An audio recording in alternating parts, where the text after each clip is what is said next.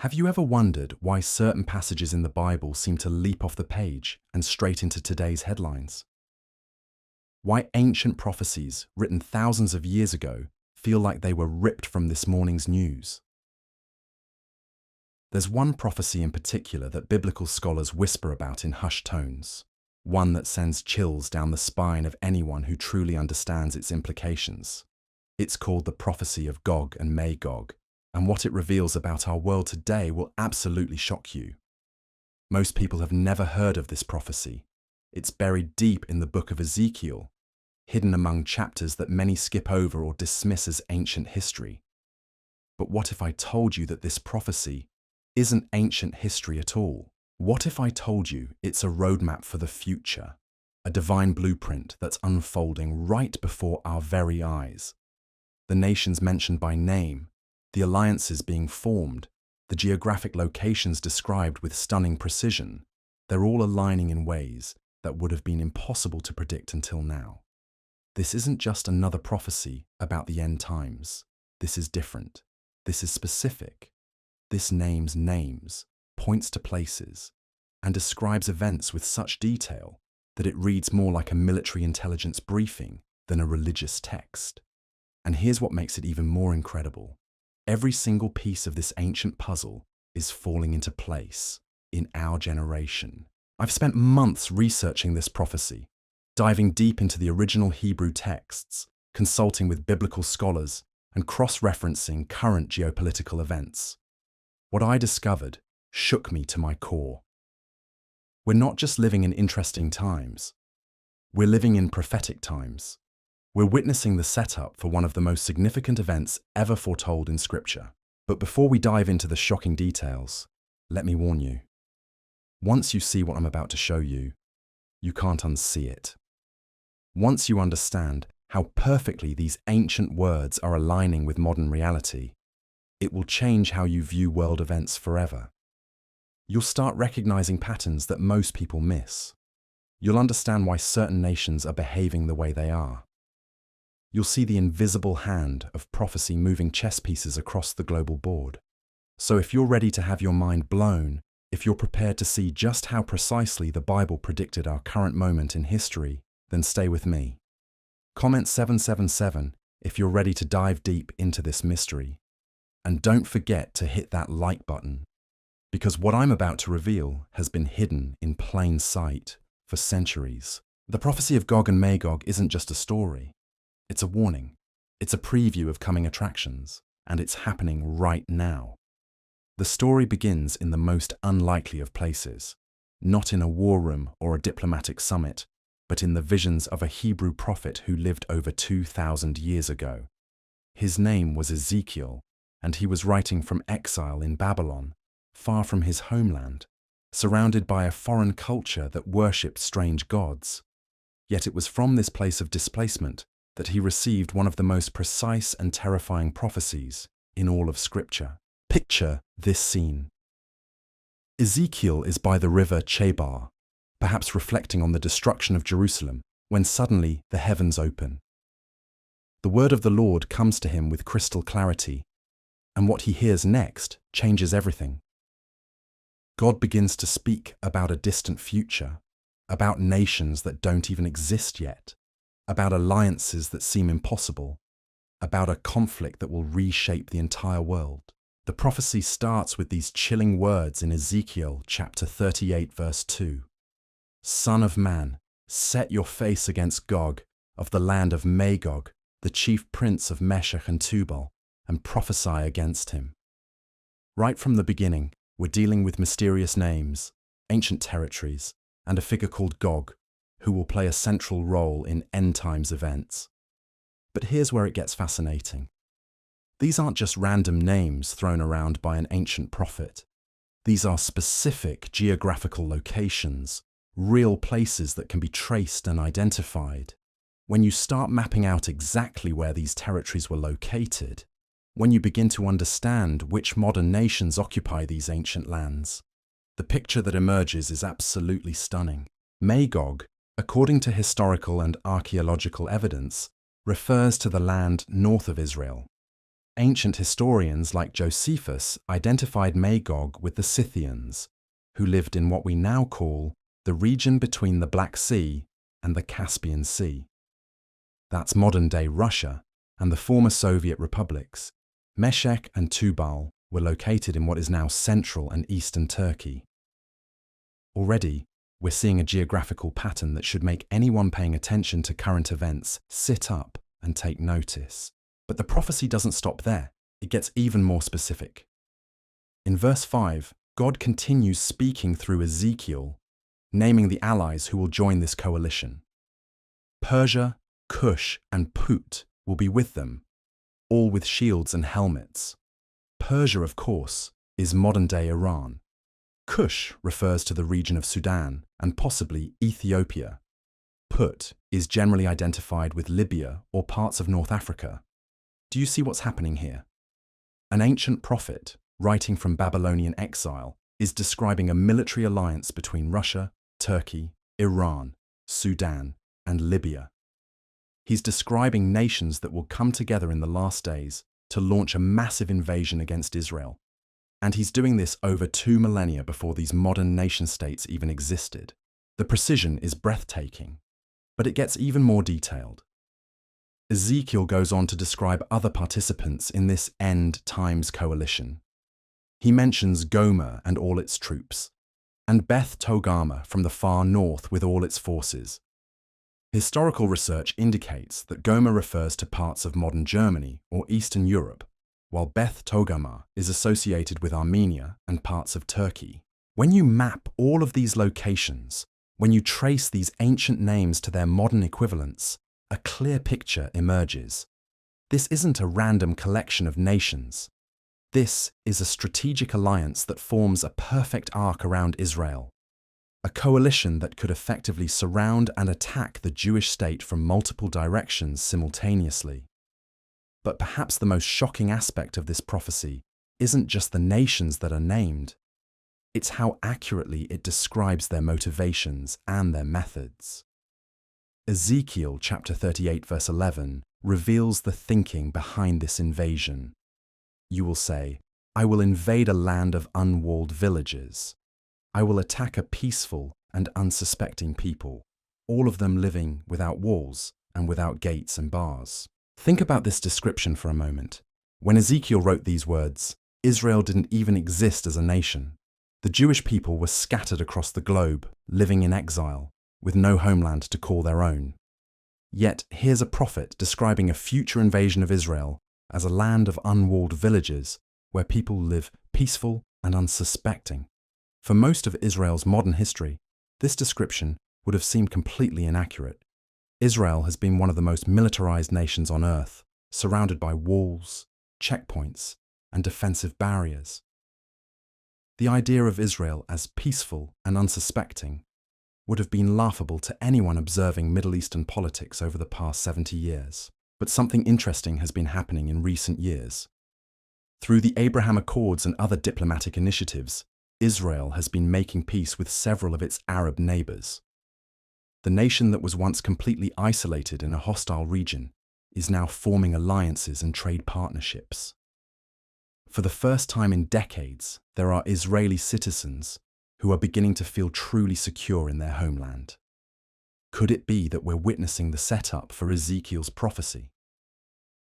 Could it be that Israel's growing sense of security is actually setting the stage for the surprise attack that was foretold thousands of years ago? The timing is remarkable. Just as Israel begins to let its guard down, just as the nation starts to feel safe and prosperous, the very coalition that Ezekiel described is forming on the world stage. But the prophecy reveals something even more significant about the timing of this invasion. It's not just random aggression, there's a specific trigger, a particular moment when this coalition will decide to act. Ezekiel chapter 38 verse 13 gives us a crucial clue. Sheba and Dedan and the merchants of Tarshish and all her villages will say to you, "Have you come to plunder? Have you gathered your hoards to loot, to carry off silver and gold, to take away livestock and goods, and to seize much plunder?" This verse suggests that the invasion will be motivated by economic opportunity. The coalition will see Israel as a wealthy prize worth taking. And here's what makes this prophecy so relevant to our current moment. Israel has never been wealthier or more prosperous than it is right now. In recent years, massive natural gas deposits have been discovered off Israel's coast in the Mediterranean Sea. These discoveries have transformed Israel from an energy importer to a potential energy exporter. The nation is sitting on energy reserves worth hundreds of billions of dollars. Additionally, Israel has become a global technology powerhouse, leading the world in innovation and high-tech development. For the first time in its modern history, Israel truly is the wealthy, prosperous nation that Ezekiel described. The economic incentive for invasion has never been stronger. The coalition that the prophet described has never been more perfectly aligned, and Israel has never been more vulnerable to the kind of surprise attack that this prophecy predicts. But there's another layer to this prophecy that makes it even more compelling. Ezekiel doesn't just describe the invasion. He describes exactly how God will respond to it. And his response is swift, decisive, and absolutely devastating. In Ezekiel chapter 38, verse 19, God declares, "In my zeal and fiery wrath, I declare that at that time there shall be a great earthquake in the land of Israel." The text goes on to describe cosmic disturbances, mountains being overturned, and the complete destruction of the invading armies. This isn't just divine judgment. This is divine demonstration. God uses this invasion as an opportunity to reveal his power to the entire world. Ezekiel chapter 38 verse 23 says, "And so I will show my greatness and my holiness, and I will make myself known in the sight of many nations. Then they will know that I am the Lord." The prophecy presents this invasion not as Israel's defeat, but as God's victory. The coalition that seems so formidable, the alliance that appears unstoppable, meets its match in the God of Israel. And through this dramatic intervention, the entire world witnesses divine power in action. This raises profound questions about our current moment in history. Are we witnessing the setup for this ancient prophecy? Are the alliances forming today the same ones that Ezekiel saw in his vision? Are we living in the generation that will see these words fulfilled? The evidence is mounting from multiple directions. The nations are aligning exactly as predicted. The motivations match perfectly with what the prophet described. The timing seems to coincide with Israel's unprecedented prosperity and growing sense of security. But there's something even more extraordinary hidden within this prophecy that most people completely miss. It's not just about the nations involved or the timing of the invasion. It's about a sequence of events that reads like a perfectly orchestrated divine script, with each scene building toward a climactic revelation that will change everything. Look closely at how Ezekiel describes the unfolding of this conflict. It doesn't happen all at once. There's a progression, a series of escalating events that build tension like a master storyteller, crafting the perfect narrative. First comes the coalition formation, then the planning phase, then the invasion itself, and finally, the divine intervention. Each stage serves a specific purpose in what appears to be a carefully designed demonstration. The prophet describes Gog's thought process with stunning psychological accuracy. In chapter 38, verse 10, God reveals what will be going through the mind of this future leader. This is what the sovereign Lord says: "On that day, thoughts will come into your mind, and you will devise an evil scheme." Notice that this isn't just military strategy. This is described as an evil scheme that originates in the leader's thoughts. It's personal. It's calculated. It's driven by something deeper than mere political ambition. What makes this even more chilling is how perfectly this describes the kind of authoritarian thinking we see emerging in our world today. Leaders who view smaller nations as pawns on a chessboard. rulers who believe that might makes right and that the strong have every right to devour the weak. The mindset that Ezekiel describes isn't ancient history, it's contemporary reality. But here's where the prophecy takes an unexpected turn. Just when this coalition appears unstoppable, just when their victory seems assured, everything changes in an instant. The God of Israel steps onto the battlefield, and what follows is unlike anything the world has ever witnessed. Ezekiel, chapter 39, describes the aftermath with vivid detail. Then those who live in the towns of Israel will go out and use the weapons for fuel and burn them up, the small and large shields, the bows and arrows, the war clubs and spears. For 7 years, they will use them for fuel. 7 years of cleanup, 7 years of burning weapons. This suggests a conflict of such massive scale that it takes nearly a decade just to dispose of the military equipment left behind. The prophecy goes even further, describing how the dead will be buried in a valley that will be renamed the Valley of Gog, which means the hordes of Gog. Professional burial teams will be appointed to cleanse the land. Birds and wild animals will feast on the fallen armies. It's a scene of complete and utter devastation for the invading coalition. But why would God allow this invasion to happen in the first place? Why permit this coalition to form and march toward Israel? The answer reveals something profound about divine timing and purpose. This isn't just about protecting Israel. This is about revealing God's character to a world that has largely forgotten him. Think about the global context in which this prophecy will be fulfilled. We're living in an increasingly secular age, where many nations have turned away from faith entirely, where God is either ignored, denied, or relegated to the margins of society, where human wisdom and military might are trusted more than divine providence. Into this spiritual vacuum comes a demonstration so powerful, so undeniable, that it forces the entire world to reckon with the reality of God's existence and power.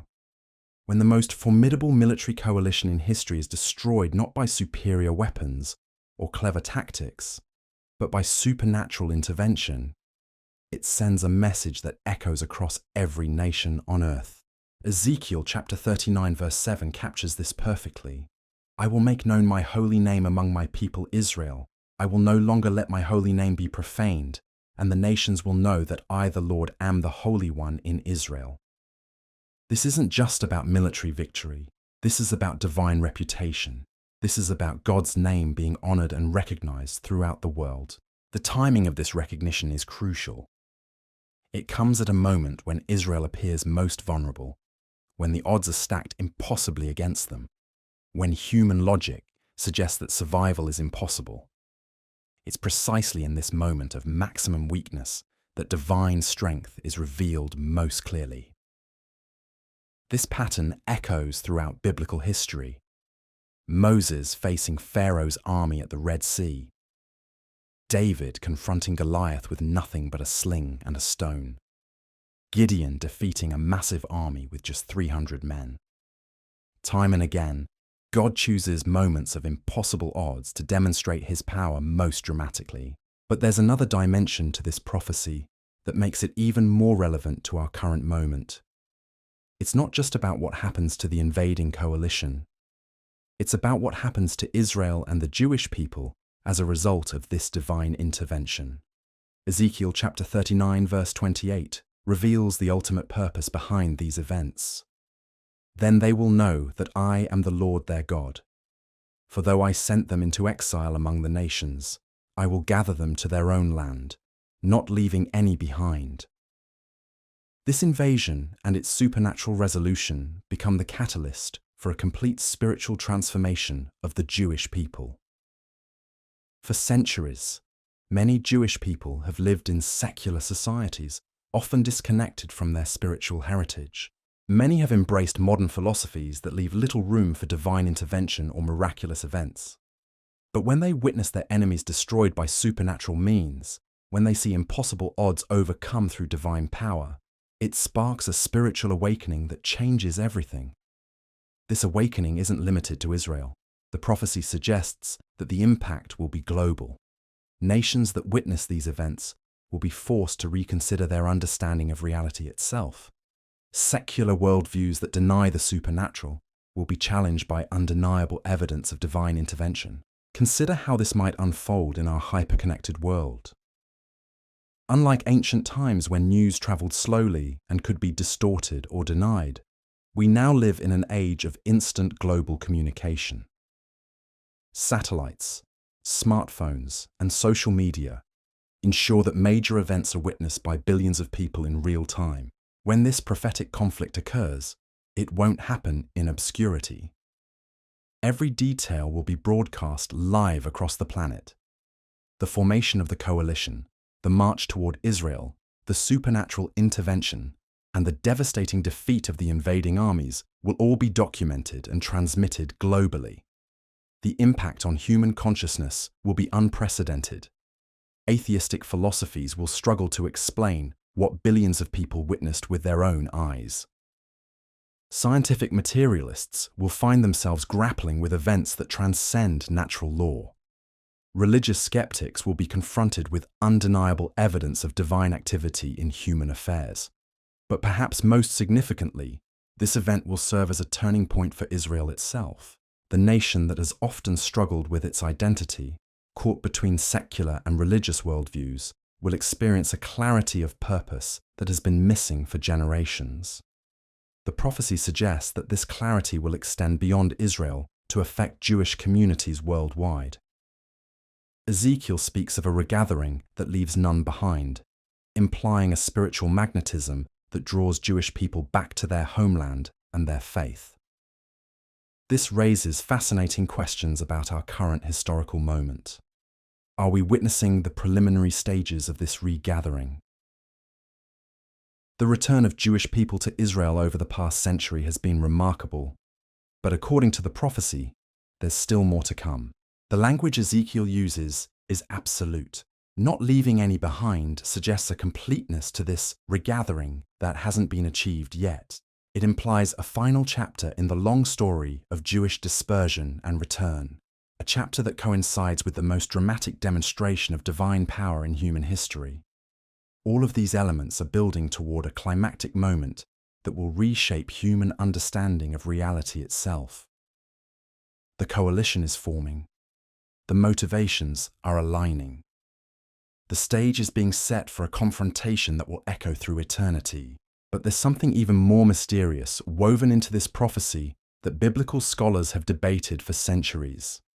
It's a detail so specific, so puzzling, that it's often overlooked entirely. Yet when you understand what it means, it adds another layer of precision to an already remarkable prediction. In Ezekiel chapter 38 verse 15, God describes where this coalition will come from. You will come from your place in the far north, you and many nations with you, all of them riding on horses, a great horde, a mighty army.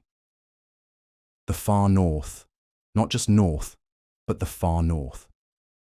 This geographical marker is repeated multiple times throughout the prophecy, as if God wants to make absolutely certain we understand the direction from which this threat will emerge.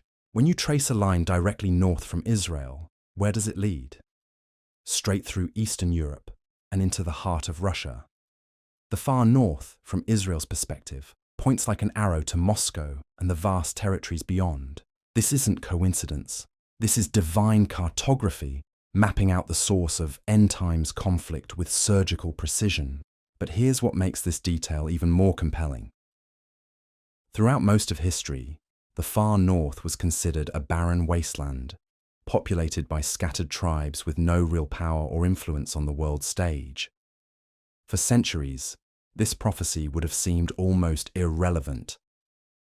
How could anything significant emerge from those frozen territories? Yet look at our world today.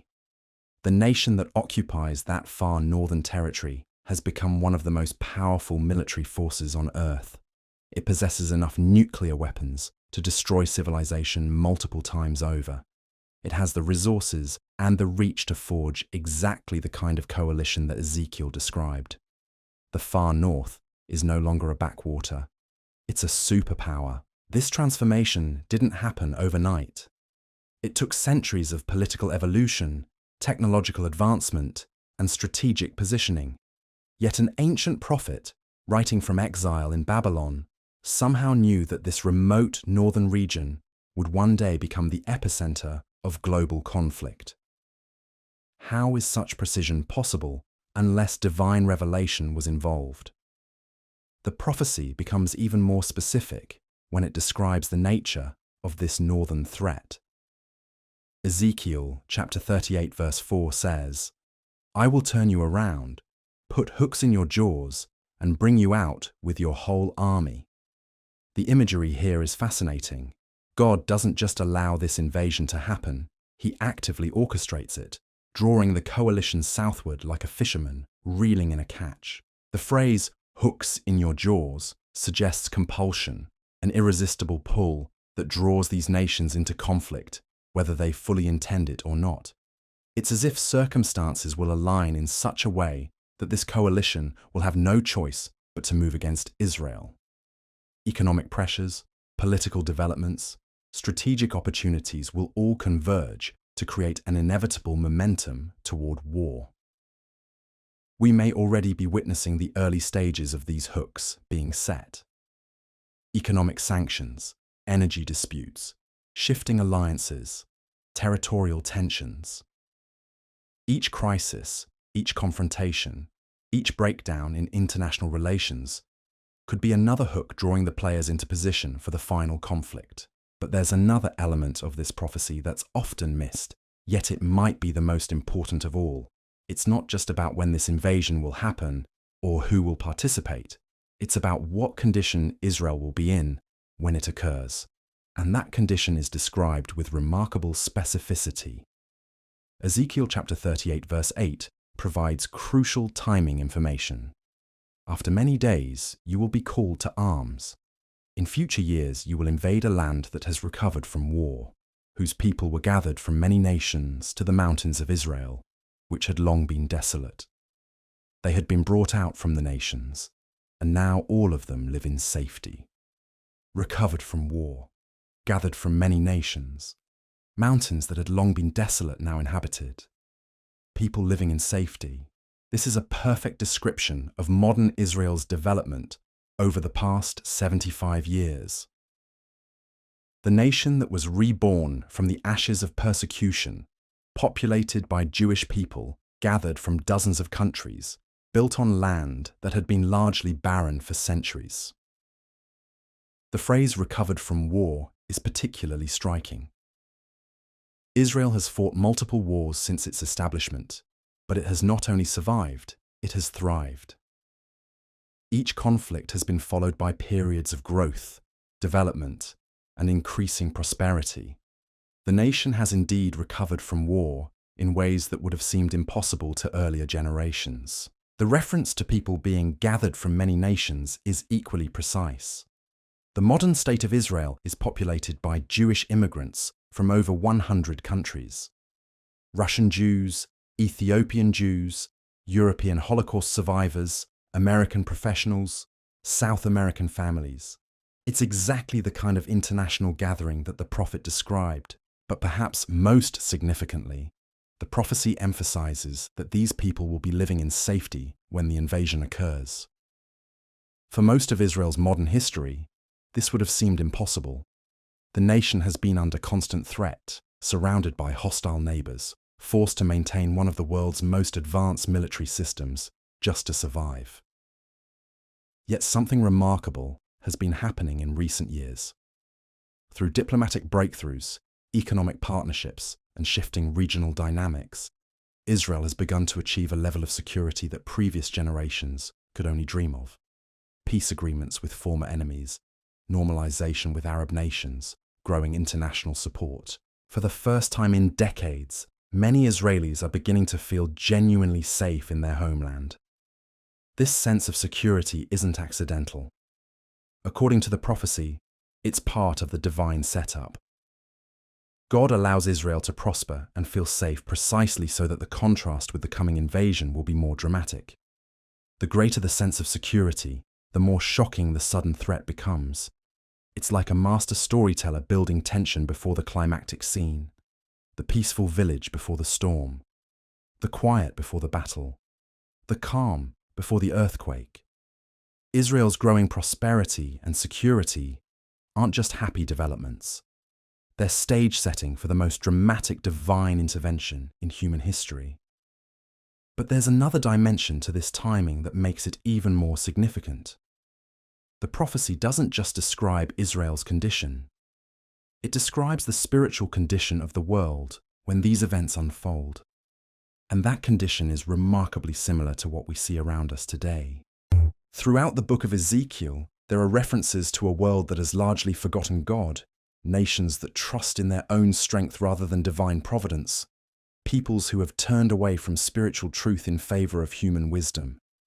It's a world that sounds remarkably familiar to anyone observing contemporary global culture. We're living in an age of unprecedented technological advancement, yet spiritual poverty, scientific achievement, yet moral confusion, material prosperity, yet existential emptiness. It's exactly the kind of world that would need a dramatic divine intervention to remember that there are powers greater than human ingenuity. The Gog and Magog invasion serves as that intervention. It's a cosmic wake-up call for a world that has dozed off spiritually. When natural explanations fail, when human solutions prove inadequate, when the impossible becomes undeniably real, people are forced to reconsider their fundamental assumptions about reality itself. This awakening won't be limited to the participants in the conflict. The prophecy suggests it will be global in scope. Ezekiel chapter 39 verse 21 declares, "I will display my glory among the nations, and all the nations will see the punishment I inflict and the hand I lay on them. All the nations will see." In our interconnected world, this takes on new meaning. Satellite television, internet streaming, social media platforms. When this prophetic conflict unfolds, it won't be witnessed by a few thousand people in the immediate vicinity. It will be observed by billions across the globe, broadcast live and documented in real time. The psychological impact will be unprecedented. Imagine the effect on human consciousness when the most powerful military coalition in history is destroyed not by superior weapons or clever tactics, but by what can only be described as supernatural intervention. Earthquakes that target specific armies, fire from heaven that consumes invading forces, natural disasters that seem to respond to divine command. Skeptics will struggle to explain what billions witnessed with their own eyes. Atheistic worldviews will crumble under the weight of undeniable evidence. Religious indifference will be replaced by urgent spiritual seeking. The entire philosophical foundation of secular humanism will be shaken to its core. But this awakening won't be uniform. The prophecy suggests different responses from different nations. Some will recognize the hand of God and respond with reverence. Others will harden their hearts even further, choosing denial over acknowledgement. The same event that brings some to their knees in worship will drive others deeper into rebellion. This division reveals something profound about human nature. Even when faced with overwhelming evidence of divine power, people retain the freedom to choose their response. Faith remains a choice, not a compulsion. The miraculous intervention serves as an invitation, not a mandate. Yet for those who do respond with openness, the transformation will be remarkable. Ezekiel describes a spiritual renewal that begins with Israel but spreads throughout the world. Ancient prophecies about nations streaming to Jerusalem to learn from God's people will begin their fulfillment. The knowledge of the Lord will cover the earth as the waters cover the sea. This brings us to a crucial question about our current moment in history. If we are indeed witnessing the setup for these prophetic events, what does that mean for us personally? How should we live in light of what may be coming? The answer isn't found in fear or panic. Throughout Scripture, prophetic warnings are accompanied by promises of divine protection for those who trust in God. The same power that will destroy invading armies is available to shelter and sustain those who seek refuge in Him. Neither should we become passive spectators, waiting for divine intervention to solve all problems. The period leading up to these events is described as a time of preparation, both spiritual and practical. A time to deepen our understanding of God's Word, strengthen our faith, and build communities of believers who can support one another through challenging times. The prophecy of Gog and Magog isn't just about future conflict. It's about present opportunity, the opportunity to align ourselves with God's purposes while there's still time, the opportunity to become part of His plan for revealing His glory to the nations, the opportunity to participate in the greatest spiritual awakening in human history. But time may be shorter than we think. The stage is being set with remarkable speed. Ancient alliances are forming exactly as predicted.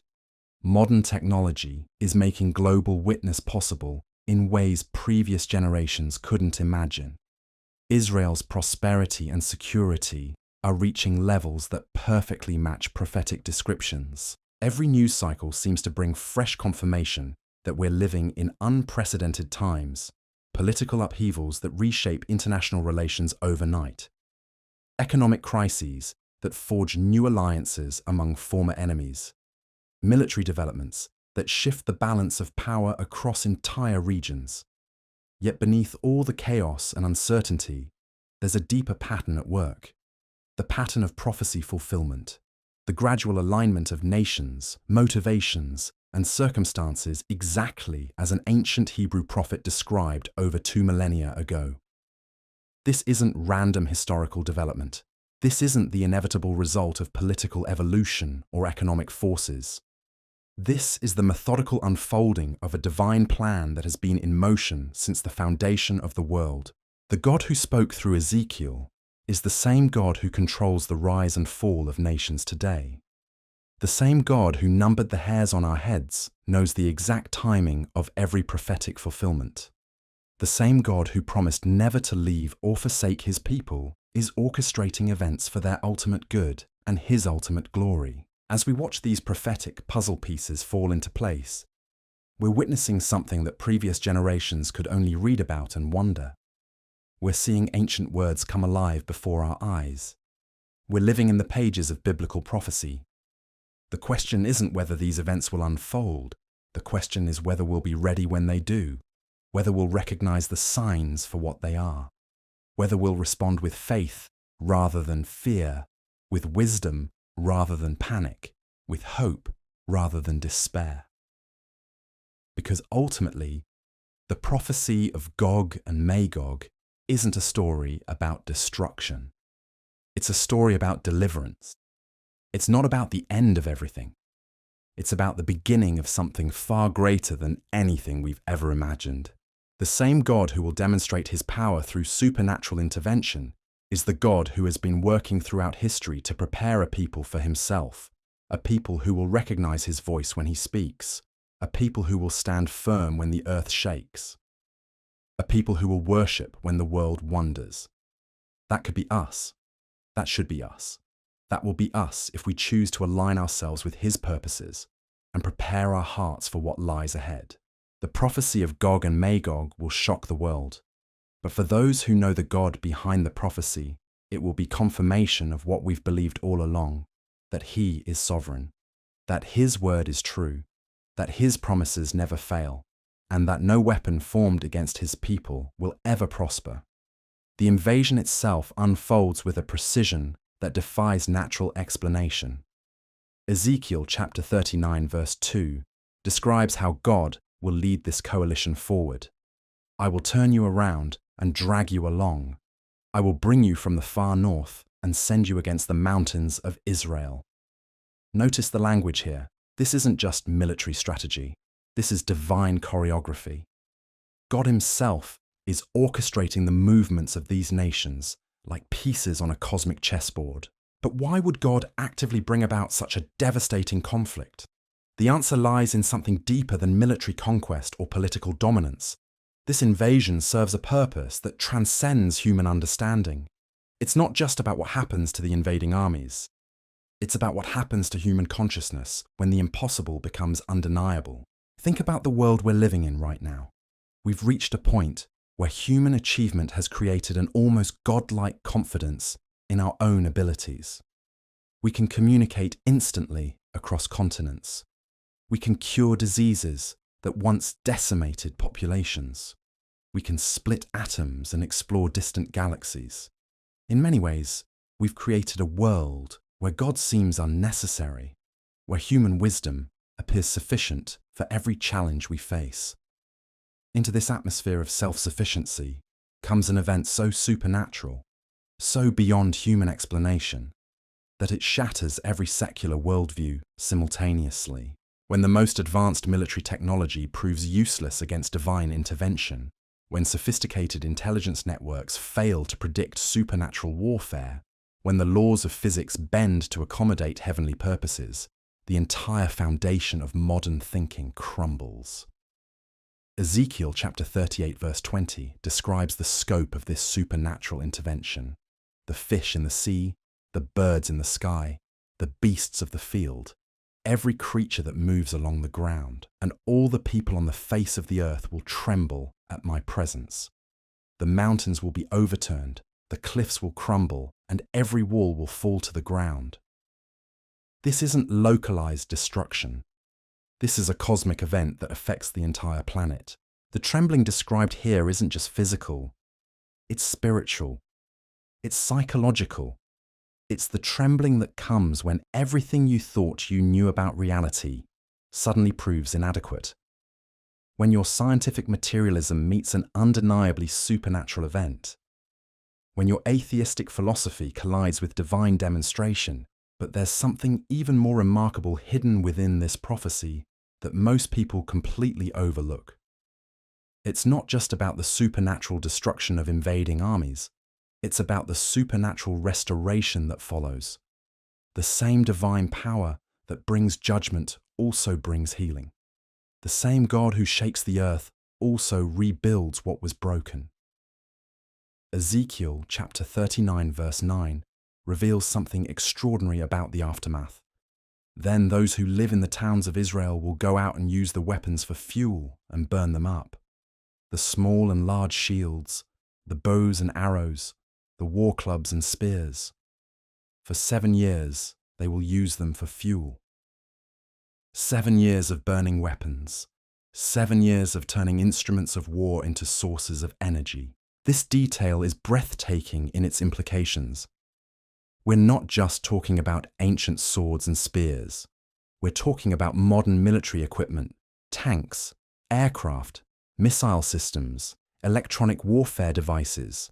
All of it becomes fuel for 7 years. The sheer quantity of military hardware required to sustain an entire nation's energy needs for nearly a decade tells us something about the massive scale of this invasion. But there's a deeper symbolism at work here. The transformation of weapons into fuel represents something profound about God's ultimate purposes.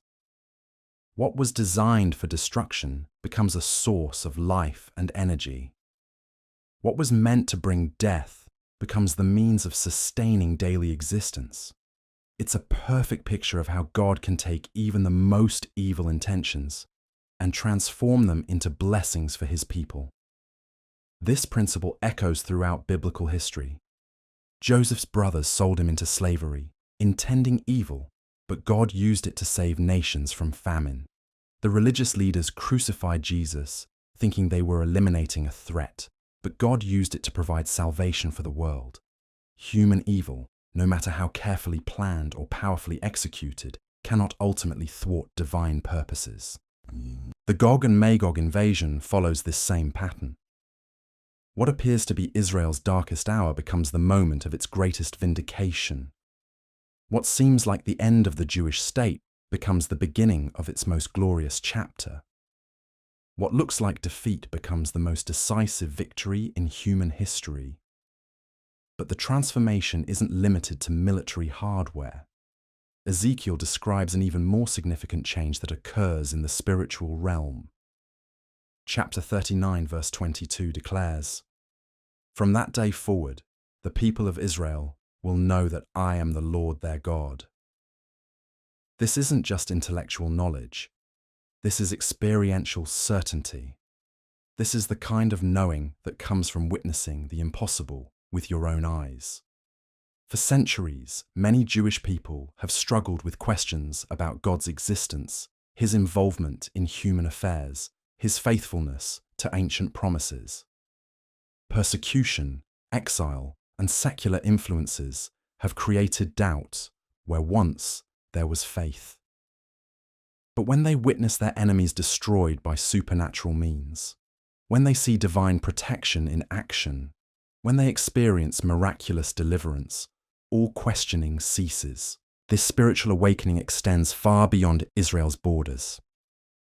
Ezekiel chapter 39 verse 23 explains, "And the nations will know that the people of Israel went into exile for their sin, because they were unfaithful to me. So I hid my face from them and handed them over to their enemies, and they all fell by the sword." The nations will understand that Israel's historical sufferings weren't random persecution, but divine discipline with a purpose. This understanding changes everything about how the world views Jewish history. The centuries of exile and persecution will be seen not as evidence of God's abandonment, but as proof of his justice and faithfulness. The same God who disciplined his people for unfaithfulness is the God who restored them when they returned. The same divine character that demanded holiness is the character that provides protection. But perhaps most importantly, the nations will recognize that Israel's restoration isn't based on human achievement, but on divine covenant. Ezekiel chapter 39 verse 25 emphasizes this point. "Therefore this is what the sovereign Lord says. I will now restore the fortunes of Jacob, and will have compassion on all the people of Israel, and I will be zealous for my holy name." The restoration comes from God's zeal for his own reputation, not from human effort or worthiness. This distinction is crucial for understanding the broader implications of these prophetic events. We're not witnessing the triumph of one nation over others based on superior military might or political cunning. We're witnessing the vindication of divine promises made thousands of years ago to a wandering nomad named Abraham. We're seeing covenant faithfulness demonstrated on a global scale. The timing of this demonstration is perfectly coordinated with humanity's greatest need for spiritual awakening. We're living in an age when traditional religious beliefs are under assault from multiple directions. Scientific materialism claims that physical matter is all that exists. Moral relativism insists that truth is purely subjective. Secular humanism promotes the idea that human reason is the ultimate authority. Into this spiritual vacuum comes an event so undeniably supernatural that it forces every thinking person to reconsider their fundamental assumptions about reality. When the most sophisticated military alliance in history is destroyed by what can only be described as divine intervention, when natural disasters respond to heavenly commands, when the impossible becomes undeniably real, secular worldviews collapse under their own inadequacy, the psychological impact will be unprecedented. Imagine the effect on university professors who have spent careers teaching that miracles are impossible. Consider the crisis-facing scientists who have built their entire worldview on naturalistic assumptions. Think about the shock experienced by political leaders who have operated on the premise that human power is the ultimate force in international relations. Yet this crisis of secular confidence creates an opportunity for spiritual awakening unlike anything the world has ever experienced. When human explanations prove inadequate, people naturally seek divine answers. When natural solutions fail, supernatural alternatives become attractive. When the limits of human wisdom become obvious, divine revelation gains credibility. This is exactly what the prophecy predicts will happen. Ezekiel chapter 39 verse 7 states, "I will make known my holy name among my people Israel. I will no longer let my holy name be profaned, and the nations will know that I, the Lord, am the Holy One in Israel." The demonstration of divine power serves to restore proper understanding of God's character throughout the world. But there's another dimension to this prophecy that makes it even more relevant to our current historical moment. It's not just about future events, it's about present preparation. The same God who will intervene supernaturally in the future is actively working in the present to prepare hearts for what's coming. Look around at what's happening in our world today. Political systems that seem permanent are collapsing overnight. Economic structures that appeared unshakable are proving fragile. Social institutions that once provided stability are losing their influence. International alliances that lasted for decades are dissolving in real time. This isn't just random historical development. This is divine preparation. God is systematically removing the false foundations that humanity has trusted instead of Him.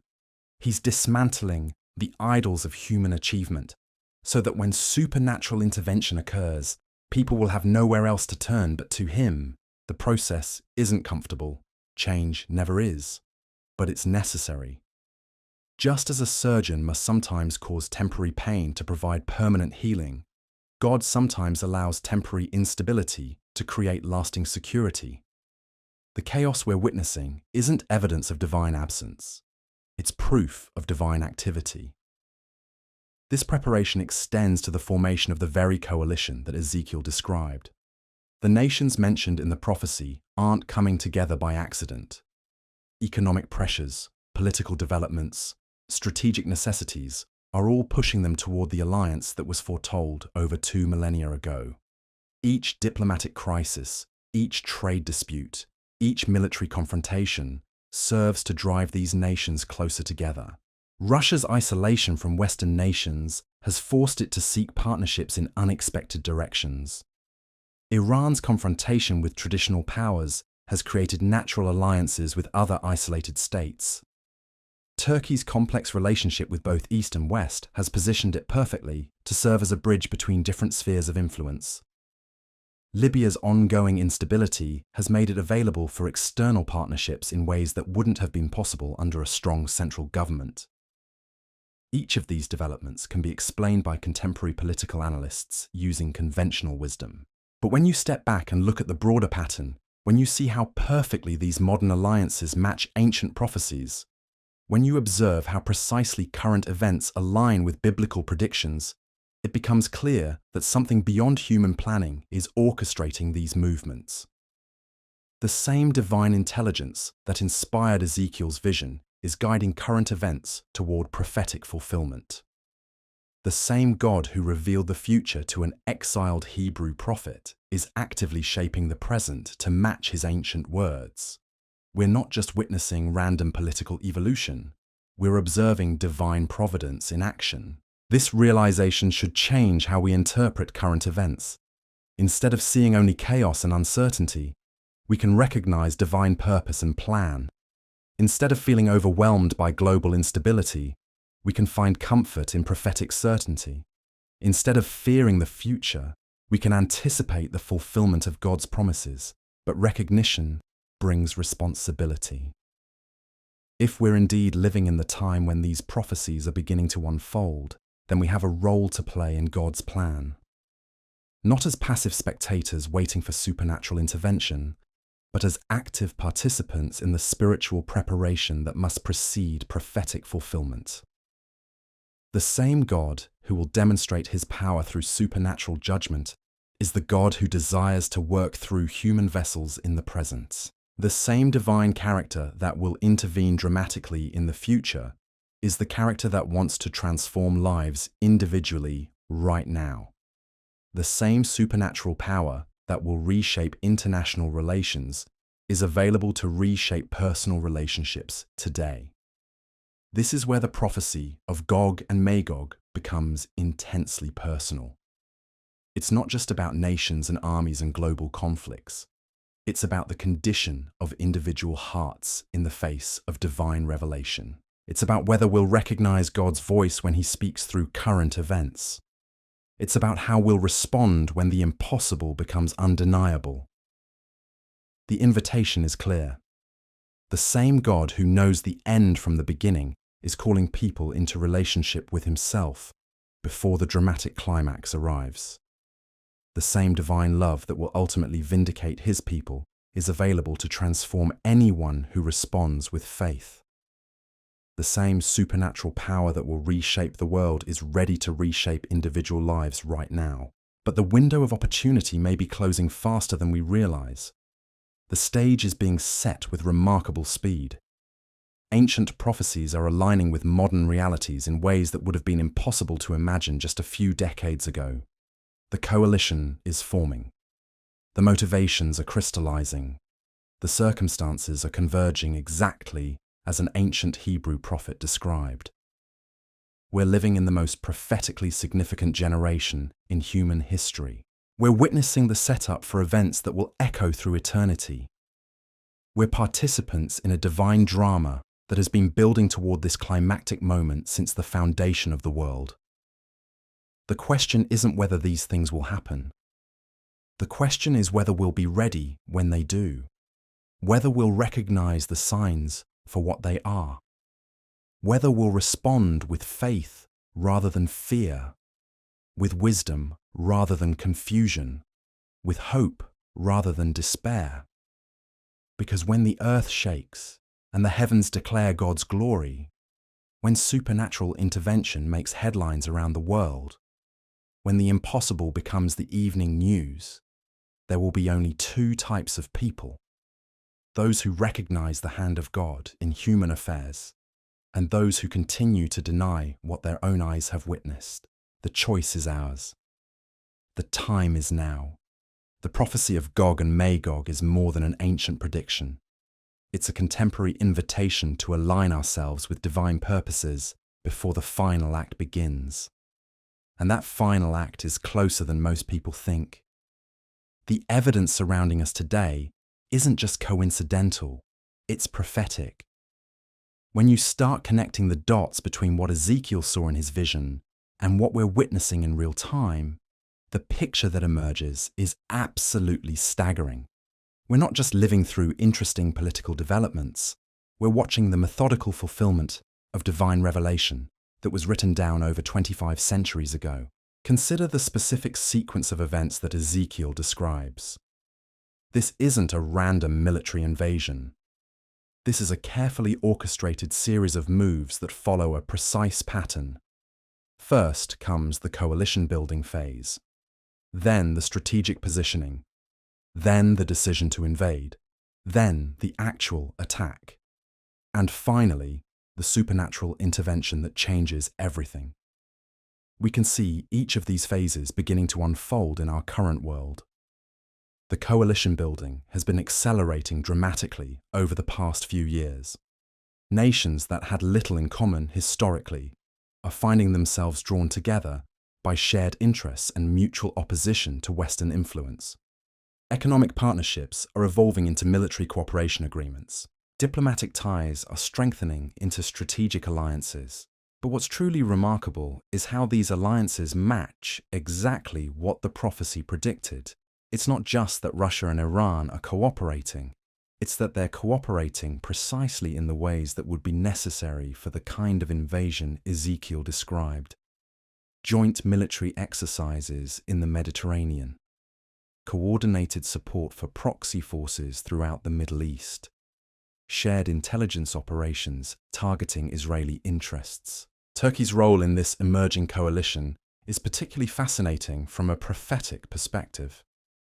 Historically, Turkey served as a bridge between Europe and Asia, between Christianity and Islam, between Western and Eastern civilizations.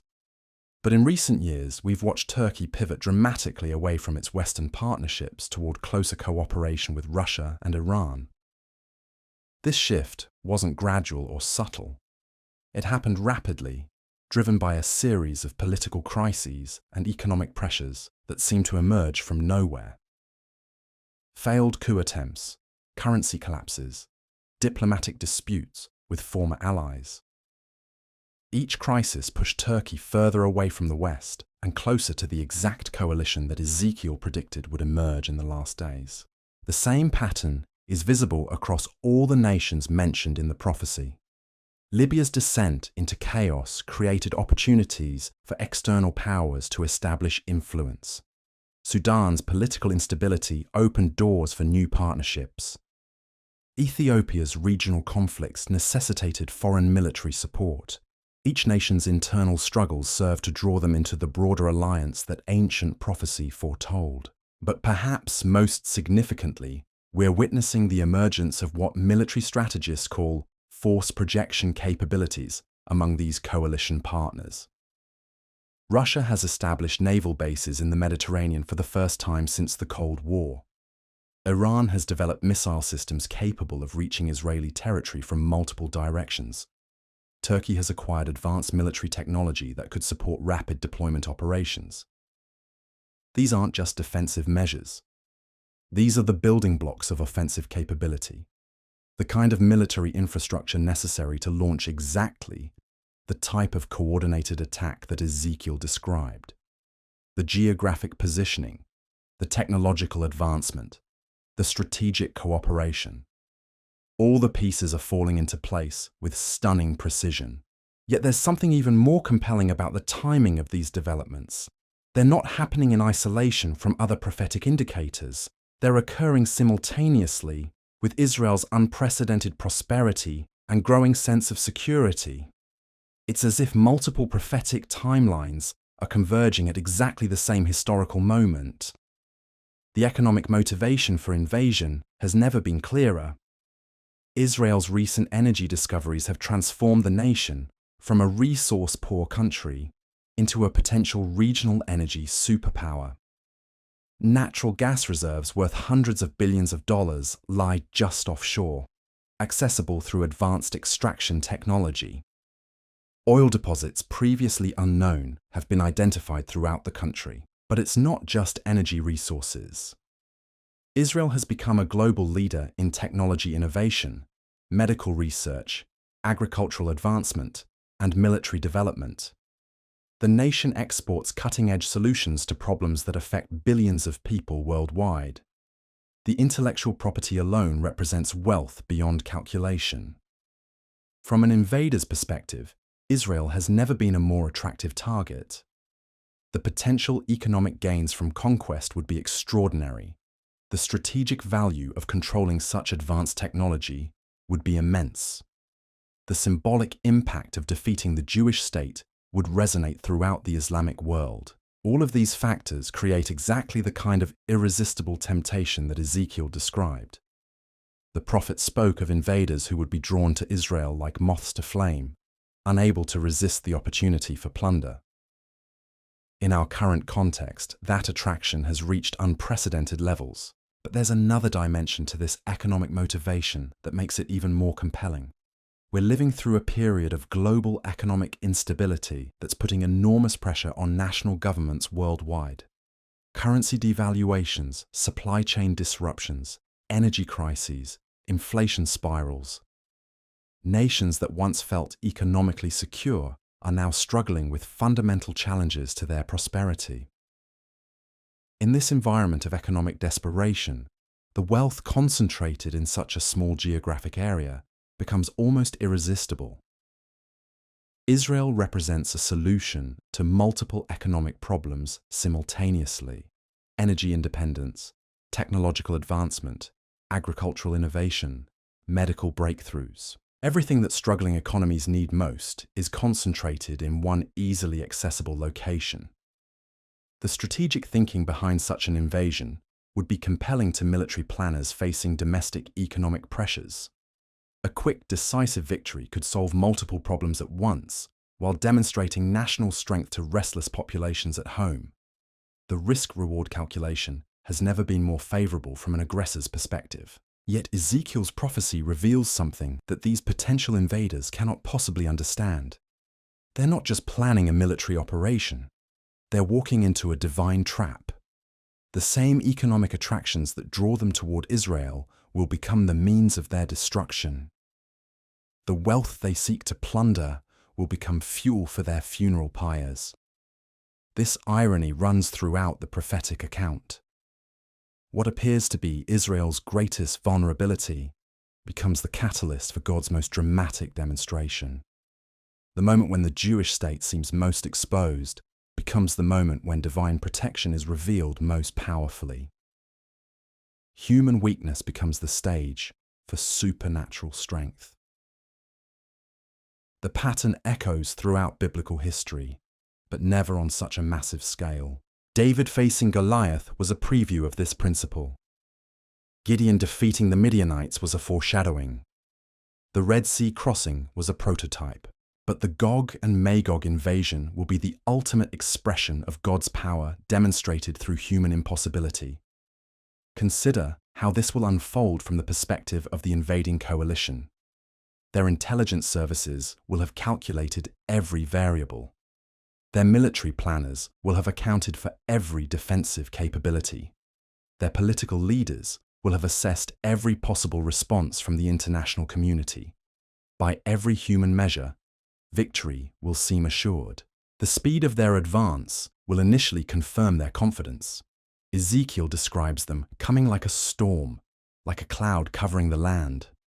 Modern military terminology would call it blitzkrieg warfare, rapid deployment, overwhelming force, coordinated attacks from multiple directions simultaneously. The kind of military operation that has proven successful throughout history. Israeli defense forces, no matter how advanced, will appear completely outmatched. The sheer scale of the invasion will dwarf anything the Jewish state has faced before. Previous wars involved regional opponents with limited resources.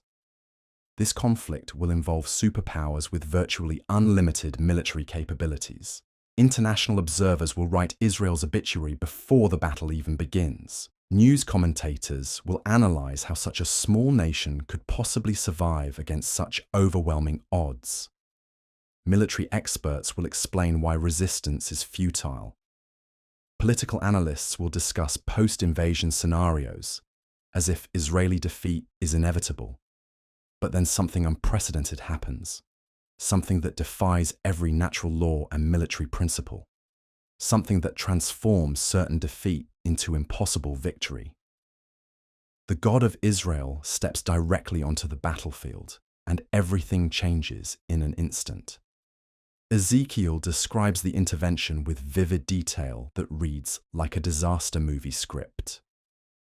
"I will summon a sword against Gog on all my mountains," declares the sovereign Lord. "Every man's sword will be against his brother. I will execute judgment on him with plague and bloodshed. I will pour down torrents of rain, hailstones and burning sulfur on him, and on his troops, and on the many nations with him." Plague and bloodshed, torrents of rain, hailstones and burning sulfur. These aren't metaphorical descriptions. These are literal, supernatural phenomena that will devastate the invading armies while leaving Israeli defenders untouched. The same divine power that sent plagues on Egypt will send plagues on this end times coalition. The psychological impact on the surviving invaders will be devastating. Soldiers who began the campaign confident in their superior firepower will find themselves fleeing in terror from forces they cannot understand or combat. Generals who planned the operation with mathematical precision will watch their strategies crumble under supernatural opposition. But the impact won't be limited to the battlefield. The entire world will witness these events through modern communication technology. Satellite feeds, social media streams, news broadcasts will carry images of supernatural intervention to billions of viewers simultaneously. What previous generations could only imagine, our generation will see with unprecedented clarity. The cognitive dissonance will be overwhelming.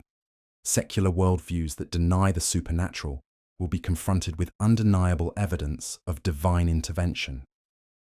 Scientific materialism that insists on natural explanations for everything will struggle to account for clearly supernatural phenomena. Atheistic philosophies that reject divine activity will be forced to grapple with obvious divine demonstration. Universities that have spent decades teaching students that miracles are impossible will face classrooms full of young people who witnessed miracles broadcast live on their smartphones.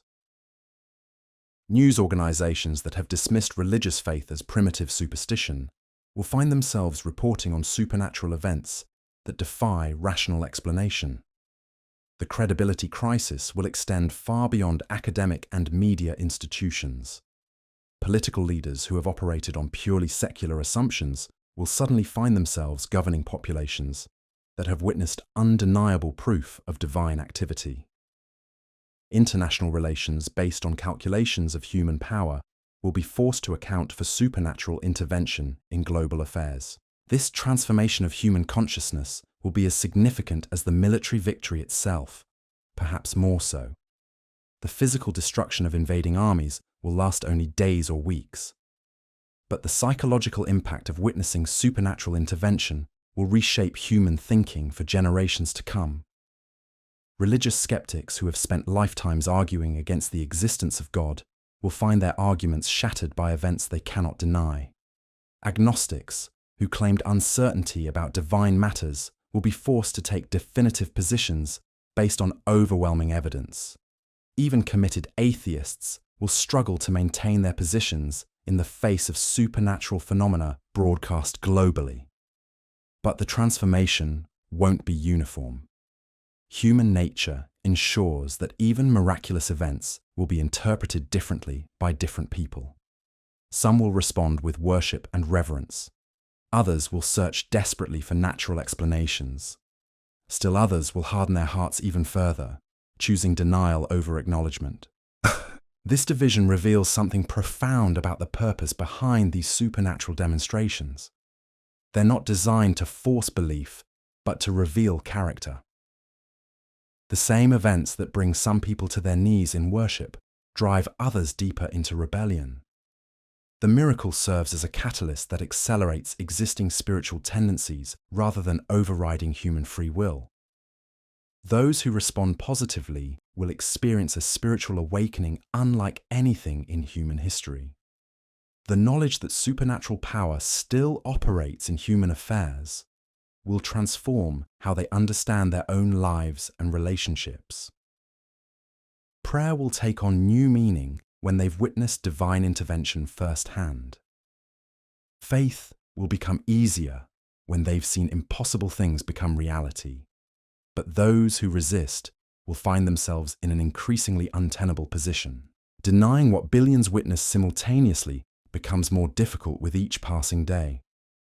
Maintaining secular worldviews while surrounded by evidence of supernatural activity requires ever more elaborate explanations and increasingly desperate denials. The global conversation will shift dramatically. Topics that were once relegated to religious discussions will dominate mainstream media. Questions about God's existence, divine activity in human affairs, and the reliability of ancient prophecies will become front-page news. Universities will scramble to create new courses addressing theological implications of current events. Political leaders will face unprecedented challenges as they attempt to govern populations that have been spiritually awakened by supernatural demonstrations. Traditional approaches to international relations will prove inadequate when divine intervention becomes a recognized factor in global affairs. Military strategists will need to account for supernatural variables in their planning processes. The economic implications will be equally dramatic. Markets that operate on predictable human behavior will struggle to function when populations have been transformed by witnessing the impossible. Investment strategies based on rational calculations will need to account for spiritual factors that were previously ignored. But perhaps most significantly, the events will serve as a preview of even greater supernatural demonstrations yet to come. If God will intervene this dramatically to protect Israel from invasion, what other miraculous events might be approaching? If ancient prophecies are being fulfilled with such precision, what other biblical predictions should we expect to see manifested? The Gog and Magog invasion, as dramatic as it will be, is not the final supernatural event described in Scripture. It's a prelude to even greater demonstrations of divine power, a preview of the kind of supernatural activity that will characterize the approaching end of the age, a taste of the miraculous that will become commonplace in the days ahead. This realization should transform how we prepare for the future. We're not just approaching a time of political upheaval or economic uncertainty. We're approaching a time when the supernatural becomes natural, when miracles become mainstream, when divine intervention becomes a regular feature of human experience. Those who recognize these signs and prepare accordingly will find themselves positioned to thrive in an age of supernatural activity. Those who continue to operate on purely secular assumptions will find themselves increasingly confused and overwhelmed by events they cannot understand or predict. The choice is before us now. We can continue living as if human wisdom and natural law are the only factors that matter. Or we can begin preparing for an age when supernatural power reshapes every aspect of human existence. The prophecy of Gog and Magog is just the beginning of what's coming, and what's coming will change everything forever. The deeper you dig into this prophecy, the more unsettling the parallels become. We're not just talking about vague similarities or loose connections that require stretching to make sense. We're talking about point-by-point alignment between ancient predictions and contemporary reality that defies rational explanation. The precision is so exact, so detailed, so impossible to have been guessed at randomly, that it forces us to confront an uncomfortable truth about the nature of prophecy itself. Consider the geographic specificity that Ezekiel provides. He doesn't just mention general regions or broad territories. He names specific locations with the kind of detail that reads like a military briefing. The far north, the ancient territories, the exact positioning of coalition forces. When you map these locations onto modern geography, the alignment is breathtaking in its accuracy. But here's what makes it even more compelling. The prophet isn't just describing where these nations are located.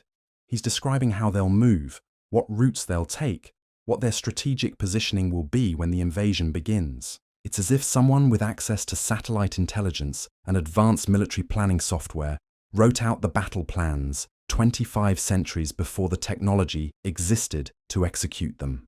The coordination required for such an invasion would be staggering by any measure. Multiple nations with different languages, cultures, military systems, and political structures would need to synchronize their efforts with precision timing. The logistics alone would challenge the most advanced military planners in the world today. Yet Ezekiel describes this coordination as if it were inevitable, as if these diverse nations would naturally fall into perfect alignment for this specific purpose. How could an ancient prophet have understood the complex dynamics required to forge such an alliance? How could he have predicted the exact combination of economic pressures, political developments, and strategic necessities that would drive these particular nations together? The answer becomes clear when you understand that this isn't human prediction. This is divine revelation. The same God who controls the rise and fall of nations throughout history is the God who revealed their future movements to his prophet. The same divine intelligence that orchestrates the movements of stars and planets is orchestrating the movements of armies and alliances. This realization should fundamentally change how we interpret current events. Every diplomatic crisis, every economic partnership, every military cooperation agreement between these prophetic nations isn't just random political development. It's the methodical fulfillment of ancient revelation. We're watching God's word come to life in real time. But there's another layer to this prophecy that makes it even more extraordinary. It's not just about military invasion and supernatural intervention. It's about the transformation of human consciousness that results from witnessing the impossible. When billions of people simultaneously observe events that defy natural law, it creates a psychological shift that ripples through every aspect of human civilization. Think about how this will unfold in our hyper-connected world.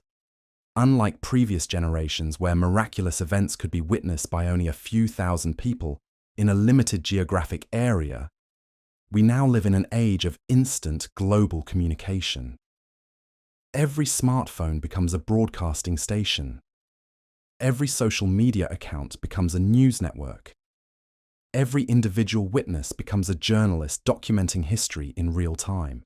When supernatural intervention occurs on the scale that Ezekiel describes, it won't be witnessed by a small group of people whose testimony could be questioned or dismissed. It will be observed simultaneously by billions across the globe, documented from multiple angles, broadcast through countless channels, and preserved in digital formats that ensure the evidence remains available for future generations. The impact on human psychology will be unprecedented. Imagine the effect on someone who has spent their entire life convinced that miracles are impossible, that supernatural events are primitive superstition, that natural law governs everything without exception. Suddenly they're watching live footage of events that shatter every assumption they've held about the nature of reality itself. The cognitive dissonance will be overwhelming. Mental frameworks that took decades to construct will crumble in moments. Worldviews that seemed unshakable will prove inadequate to explain what everyone can see with their own eyes. The philosophical foundations that modern civilization has built upon will require complete reconstruction. Universities that have taught generations of students to dismiss supernatural claims will face classrooms full of young people who witnessed supernatural events broadcast live. News organizations that have treated religious faith as private belief rather than objective reality will find themselves reporting on divine intervention as front-page news. Government institutions that operate on purely secular assumptions will need to account for supernatural factors in their policy decisions. This transformation won't be limited to Western nations or developed countries. The global nature of modern communication means that people in every culture, every economic system, every political structure will witness the same events simultaneously. The psychological impact will be truly universal, creating a shared human experience unlike anything in recorded history. But perhaps most significantly, this global awakening will occur at precisely the moment when humanity most needs spiritual clarity. We're living in an age of unprecedented confusion about fundamental questions. What is truth? What is reality? What is the purpose of human existence? These questions that previous generations answered through religious faith have been left largely unanswered by secular philosophy. Into this spiritual vacuum comes an event so undeniably supernatural that it forces every thinking person to reconsider their basic assumptions about reality. When natural explanations prove inadequate, supernatural alternatives gain credibility. When human wisdom fails to account for observable phenomena, divine revelation becomes attractive. When secular worldviews crumble under the weight of evidence, spiritual truth emerges as the only adequate framework for understanding what's happening. The timing of this awakening is remarkable. It comes at the exact historical moment when technology makes global witness possible, when spiritual hunger is reaching critical levels, and when the specific nations mentioned in the prophecy have achieved the capability to execute exactly the kind of invasion that Ezekiel described. This convergence of factors isn't coincidental. It's orchestrated. The same divine intelligence that revealed the prophecy is coordinating its fulfillment down to the smallest detail. The timing, the technology, the political developments, the military capabilities, the economic pressures. Every element is falling into place with the precision of a master craftsman completing a work of art. Yet there's something even more profound at work here than just the fulfillment of ancient prophecy. These events serve a purpose that extends far beyond the immediate military and political consequences. They're designed to reveal something fundamental about the character of God that much of the world has forgotten or never understood. For generations, many people have viewed God either as absent from human affairs or as powerless to intervene in the face of human evil. Tragedies occur without divine rescue. Injustices persist without heavenly correction. Oppression continues without supernatural liberation. This apparent silence has led many to conclude that either God doesn't exist or doesn't care about human suffering. The Gog and Magog invasion shatters this misconception with overwhelming force. When the most powerful military coalition in history is destroyed by supernatural intervention, when divine protection becomes undeniably visible, when heavenly justice manifests in observable reality, the world witnesses a demonstration of divine character that cannot be ignored or explained away. God reveals himself not as distant or powerless, but as intimately involved in human affairs and supremely capable of defending those who trust in him. The same divine love that inspired ancient promises manifests in contemporary protection. The same heavenly justice that was proclaimed by prophets becomes visible through supernatural intervention. This revelation of divine character extends beyond the immediate participants in the conflict. When the world witnesses God's protection of Israel, they're seeing a preview of his protection for anyone who seeks refuge in him. When they observe divine justice executed against oppressors, they're witnessing his commitment to defend the innocent everywhere. When they see supernatural power demonstrated on behalf of the vulnerable, they're glimpsing the heart of a God who champions the cause of the defenseless. The psychological impact of this revelation will be transformative for millions of people who have struggled with questions about God's involvement in their personal circumstances. Prayers that seem to go unanswered will be viewed from a new perspective when they've witnessed dramatic divine intervention. Faith that felt weak or uncertain will be strengthened by observable evidence of supernatural power. Hope that had grown dim will be rekindled by the demonstration that God still works miracles in human affairs. But this transformation won't be automatic or universal. The same events that awaken faith in some hearts will harden resistance in others. The same supernatural demonstrations that bring some people to their knees in worship will drive others deeper into rebellion. Human free will ensures that even the most dramatic divine revelations can be rejected by those determined to resist them. This division reveals something crucial about the purpose of miraculous events. They're not designed to force belief, but to reveal character. They serve as catalysts that accelerate existing spiritual tendencies rather than overriding human choice. Those who are genuinely seeking truth will find their search satisfied. Those who are committed to rejecting divine authority will find new reasons for resistance.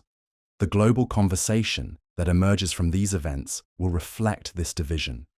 Some voices will call for repentance and spiritual renewal in light of obvious divine activity. Others will desperately search for natural explanations that preserve their secular worldviews. Still others will acknowledge the supernatural nature of the events while refusing to submit to the divine authority they represent. This diversity of responses will create unprecedented challenges for political and social institutions worldwide. How do you govern a population where some citizens have experienced profound spiritual awakening, while others remain committed to secular ideologies? How do you maintain social cohesion when fundamental assumptions about reality are in flux? How do you make policy decisions when supernatural factors have become recognized variables in international relations? These questions will force societies to grapple with issues that have been largely theoretical for previous generations. The intersection of faith and politics, the role of divine authority in human government, the place of supernatural considerations in public policy. Topics that were once relegated to academic theology will become practical necessities for effective governance. Educational institutions will face similar challenges. How do you teach science in a world where supernatural intervention has been globally witnessed? How do you present history when prophetic fulfillment has become contemporary reality. How do you prepare students for careers in a world where divine activity is a recognized factor in international affairs? The economic implications will be equally complex. Markets that operate on predictable human behavior will need to account for populations that have been transformed by witnessing the impossible. Investment strategies based on rational calculations will require adjustment for spiritual factors that were previously ignored. Business models built on secular assumptions will need modification to address spiritually awakened consumers and employees. Yet these challenges also represent unprecedented opportunities. A world that has witnessed supernatural intervention is a world that's open to supernatural solutions. Problems that seemed intractable through human effort alone become manageable when divine assistance is recognized as available. Social issues that defied secular remedies become approachable through spiritual means. The medical profession will discover new possibilities when prayer and faith are no longer dismissed as irrelevant to healing. The counseling field will find fresh approaches when spiritual factors are acknowledged as central to human well-being. The education system will uncover enhanced learning when divine wisdom is welcomed alongside human knowledge. International relations will be transformed when divine justice is recognized as a factor in global affairs. Nations that have oppressed their neighbors will face new pressure to change their behavior. Leaders who have ignored moral considerations will find themselves accountable to standards beyond human law. Conflicts that seemed irresolvable through diplomatic means will become approachable through spiritual intervention. But perhaps, most importantly, individuals who have witnessed supernatural demonstration will discover new possibilities for their personal lives. Prayer will take on fresh meaning when they've seen dramatic divine intervention. Faith will become easier when they've observed impossible things become reality. Hope will be strengthened when they've witnessed divine power actively working in human affairs. The transformation won't be limited to religious or spiritual aspects of life. When people truly understand that supernatural power is available and active, it changes how they approach every challenge and opportunity. Career decisions are made with awareness of divine guidance. Relationship choices are influenced by spiritual considerations. Financial planning includes acknowledgement of divine provision. Health challenges are faced with confidence in supernatural healing. This comprehensive transformation of human consciousness is perhaps the most significant aspect of the Gog and Magog prophecy. The military victory, dramatic as it will be, affects only the immediate participants in the conflict, but the psychological and spiritual impact affects every person who witnesses these events, which in our connected world means virtually everyone on the planet. We're approaching a moment when humanity's understanding of reality itself will be fundamentally altered. Not through gradual philosophical evolution or scientific discovery, but through dramatic supernatural demonstration that occurs simultaneously across the globe. The implications are staggering in scope and unprecedented in human history. The question facing each of us is not whether these events will occur. The prophetic evidence is too compelling, the current alignments too precise, the timing too perfect to doubt.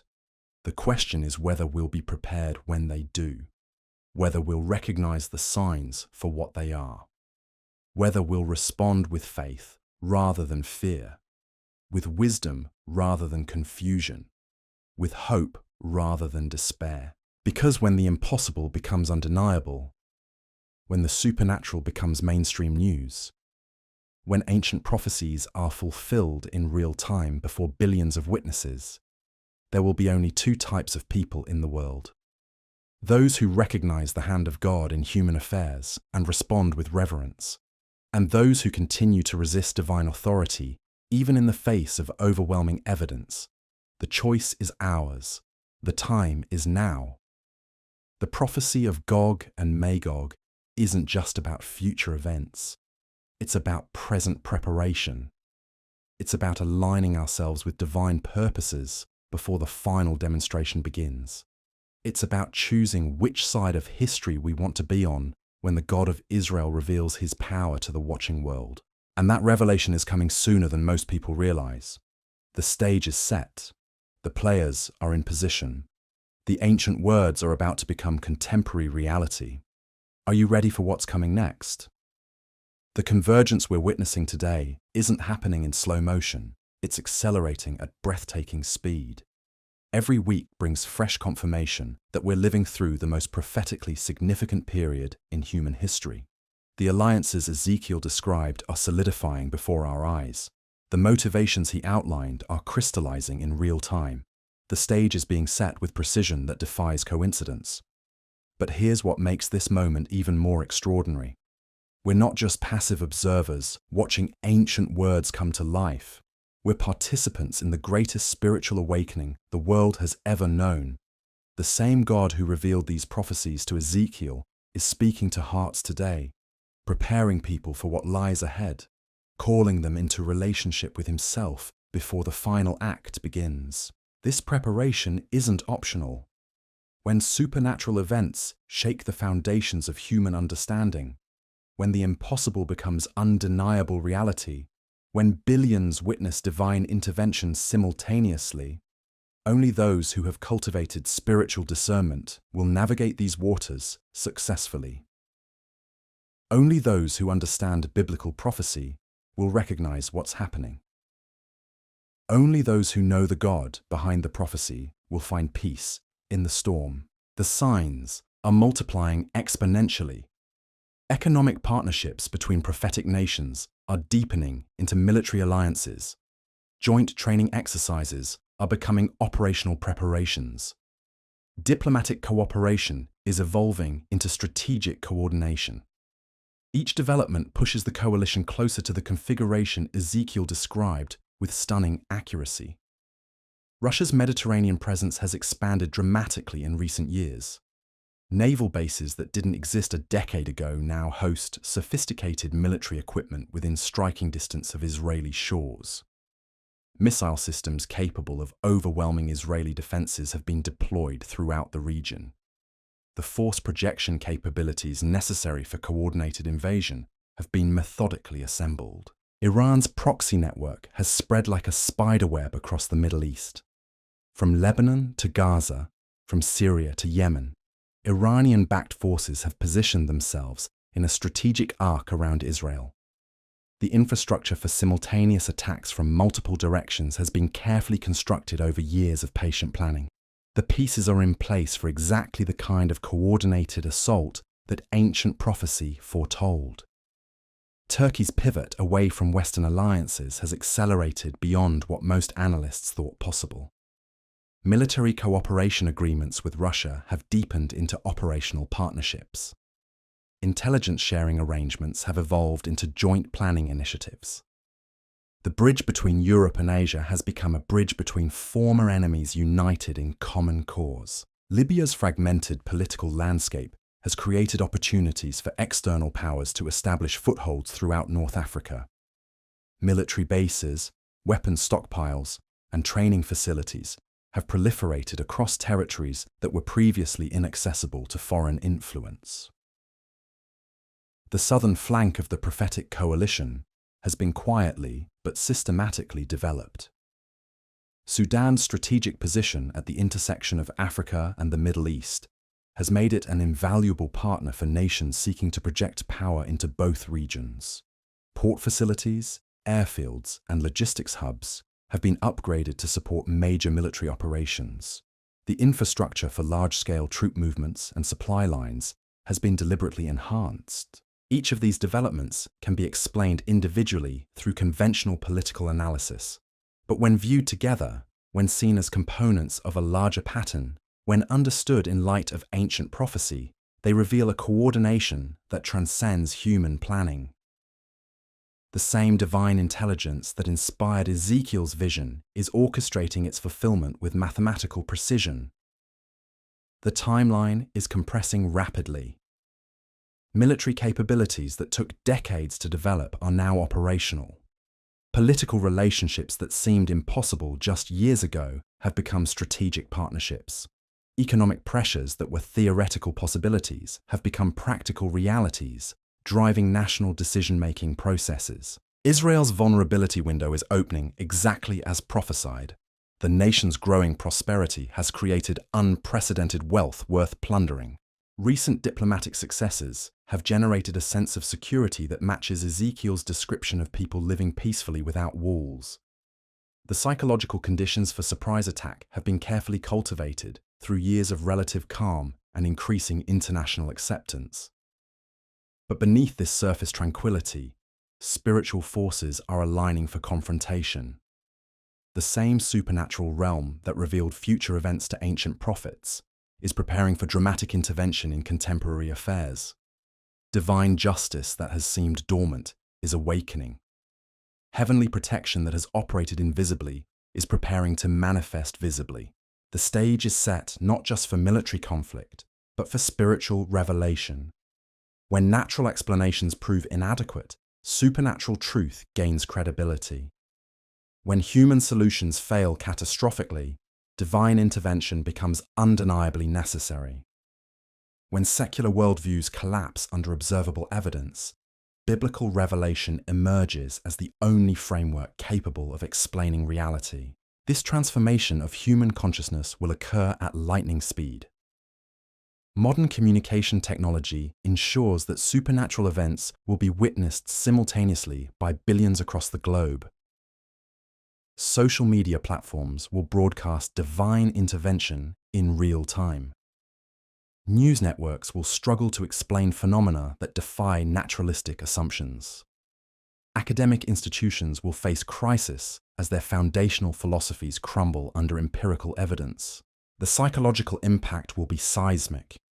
Individuals who have spent lifetimes dismissing supernatural claims will confront undeniable proof of divine activity. Scientists who have built careers on materialistic assumptions will grapple with events that transcend natural law. Politicians who have governed through secular principles will face populations awakened to spiritual realities. Religious skepticism that seemed intellectually sophisticated will appear foolishly naive when miracles are broadcast globally. Atheistic arguments that once carried academic weight will seem hollow in the face of observable divine intervention. Agnostic uncertainty will be replaced by forced decisions as supernatural demonstration demands response. But this awakening will not be uniform. Human nature ensures diverse reactions to even the most dramatic revelations. Some hearts will soften in worship and reverence. Others will harden in rebellion and resistance. The same events that bring some to their knees will drive others deeper into defiance. This division reveals the true purpose of supernatural demonstration.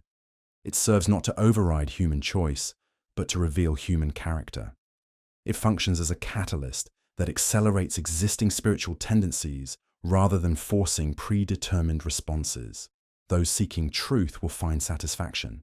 Those committed to rebellion will find justification for continued resistance. The global conversation emerging from these events will reflect this spiritual polarization. Voices calling for repentance and spiritual renewal will compete with desperate attempts to maintain secular explanations. Acknowledgement of divine activity will clash with determined denial of supernatural authority. The world will be forced to choose sides in ways that seemed impossible just years earlier. Political institutions will face unprecedented challenges as they attempt to govern populations divided between spiritual awakening and secular resistance. International relations will require complete recalibration when divine intervention becomes a recognized factor in global affairs. Economic systems will need fundamental restructuring when supernatural considerations enter marketplace calculations. Educational curricula will require massive revision when students arrive having witnessed events that contradict materialistic teaching. Medical practices will face transformation when prayer and faith are no longer dismissed as irrelevant to healing. Scientific research will need new frameworks when supernatural phenomena become accepted realities rather than theoretical impossibilities. The implications extend far beyond immediate participants in prophetic conflicts. Every aspect of human civilization will feel the impact of global spiritual awakening. Social structures built on secular assumptions will require reconstruction. Cultural norms based on naturalistic worldviews will need complete re-evaluation. Legal systems founded on purely human authority will face challenges from recognition of divine law. Yet these disruptions also represent unprecedented opportunities for positive transformation. Problems that seemed intractable through human effort alone become manageable when divine assistance is recognized as available. Social issues that defied secular solutions become approachable through spiritual means. International conflicts that appeared irresolvable through diplomacy become accessible through supernatural intervention. Personal lives will be transformed as dramatically as public institutions. Prayer will gain new meaning when divine intervention has been globally witnessed. Faith will become easier when impossible things have become observable realities. Hope will be strengthened when supernatural power is recognized as actively working in human affairs. Career decisions will be made with awareness of divine guidance. Relationship choices will be influenced by spiritual considerations. Financial planning will include acknowledgement of supernatural provision. Health challenges will be faced with confidence in miraculous healing. Every aspect of human existence will be touched by recognition that supernatural power is real, available, and active. This comprehensive transformation represents the ultimate purpose behind prophetic fulfillment. Military victories, dramatic as they may be, affect only immediate participants. But psychological and spiritual awakenings affect everyone who witnesses supernatural demonstration. Have you ever wondered why certain passages in the Bible seem to leap off the page and straight into today's headlines? Why ancient prophecies, written thousands of years ago, feel like they were ripped from this morning's news? There's one prophecy in particular that biblical scholars whisper about in hushed tones, one that sends chills down the spine of anyone who truly understands its implications. It's called the prophecy of Gog and Magog, and what it reveals about our world today will absolutely shock you. Most people have never heard of this prophecy. It's buried deep in the book of Ezekiel, hidden among chapters that many skip over or dismiss as ancient history. But what if I told you that this prophecy isn't ancient history at all? What if I told you it's a roadmap for the future, a divine blueprint that's unfolding right before our very eyes? The nations mentioned by name, the alliances being formed, the geographic locations described with stunning precision, they're all aligning in ways that would have been impossible to predict until now. This isn't just another prophecy about the end times. This is different. This is specific. This names names, points to places, and describes events with such detail that it reads more like a military intelligence briefing than a religious text. And here's what makes it even more incredible. Every single piece of this ancient puzzle is falling into place in our generation. I've spent months researching this prophecy, diving deep into the original Hebrew texts, consulting with biblical scholars, and cross-referencing current geopolitical events. What I discovered shook me to my core. We're not just living in interesting times. We're living in prophetic times. We're witnessing the setup for one of the most significant events ever foretold in Scripture. But before we dive into the shocking details, let me warn you. Once you see what I'm about to show you, you can't unsee it. Once you understand how perfectly these ancient words are aligning with modern reality, it will change how you view world events forever. You'll start recognizing patterns that most people miss. You'll understand why certain nations are behaving the way they are. You'll see the invisible hand of prophecy moving chess pieces across the global board. So if you're ready to have your mind blown, if you're prepared to see just how precisely the Bible predicted our current moment in history, then stay with me. Comment 777 if you're ready to dive deep into this mystery. And don't forget to hit that like button, because what I'm about to reveal has been hidden in plain sight for centuries. The prophecy of Gog and Magog isn't just a story. It's a warning. It's a preview of coming attractions, and it's happening right now. The story begins in the most unlikely of places, not in a war room or a diplomatic summit, but in the visions of a Hebrew prophet who lived over 2,000 years ago. His name was Ezekiel, and he was writing from exile in Babylon, far from his homeland, surrounded by a foreign culture that worshipped strange gods. Yet it was from this place of displacement that he received one of the most precise and terrifying prophecies in all of Scripture. Picture this scene. Ezekiel is by the river Chebar, perhaps reflecting on the destruction of Jerusalem, when suddenly the heavens open. The word of the Lord comes to him with crystal clarity, and what he hears next changes everything. God begins to speak about a distant future, about nations that don't even exist yet, about alliances that seem impossible, about a conflict that will reshape the entire world. The prophecy starts with these chilling words in Ezekiel chapter 38, verse 2. Son of man, set your face against Gog of the land of Magog, the chief prince of Meshech and Tubal, and prophesy against him. Right from the beginning, we're dealing with mysterious names, ancient territories, and a figure called Gog, who will play a central role in end times events. But here's where it gets fascinating. These aren't just random names thrown around by an ancient prophet. These are specific geographical locations, real places that can be traced and identified. When you start mapping out exactly where these territories were located, when you begin to understand which modern nations occupy these ancient lands, the picture that emerges is absolutely stunning. Magog, according to historical and archaeological evidence, refers to the land north of Israel. Ancient historians like Josephus identified Magog with the Scythians, who lived in what we now call the region between the Black Sea and the Caspian Sea. That's modern-day Russia and the former Soviet republics. Meshech and Tubal were located in what is now central and eastern Turkey.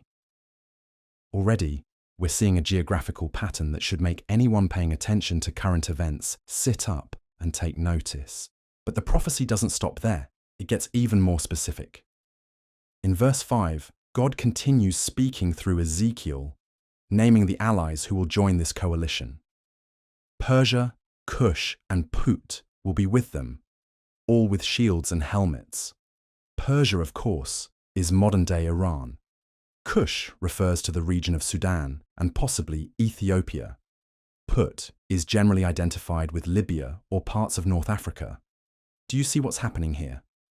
An ancient prophet, writing from Babylonian exile, is describing a military alliance between Russia, Turkey, Iran, Sudan, and Libya.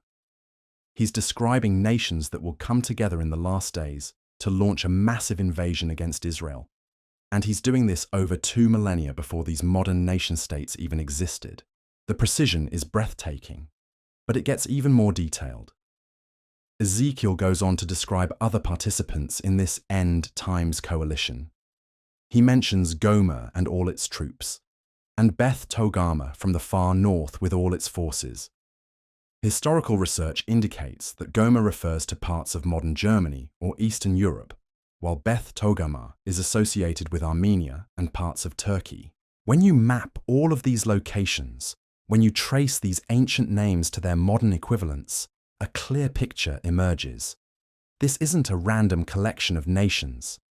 This is a strategic alliance that forms a perfect arc around Israel, a coalition that could effectively surround and attack the Jewish state from multiple directions simultaneously. But perhaps the most shocking aspect of this prophecy isn't just the nations that are named. It's how accurately it describes their motivations and their methods. Ezekiel chapter 38 verse 11 reveals the thinking behind this invasion. You will say, I will invade a land of unwalled villages. I will attack a peaceful and unsuspecting people, all of them living without walls and without gates and bars. Think about this description for a moment. When Ezekiel wrote these words, Israel didn't even exist as a nation. The Jewish people were scattered across the globe, living in exile. with no homeland to call their own. Yet here's a prophet describing a future invasion of Israel as a land of unwalled villages where people live peaceful and unsuspecting. For most of Israel's modern history, this description would have seemed completely inaccurate. Israel has been one of the most militarized nations on earth, surrounded by walls, checkpoints, and defensive barriers. The idea of Israel as peaceful and unsuspecting would have been laughable to anyone observing Middle Eastern politics over the past 70 years. But something interesting has been happening in recent years.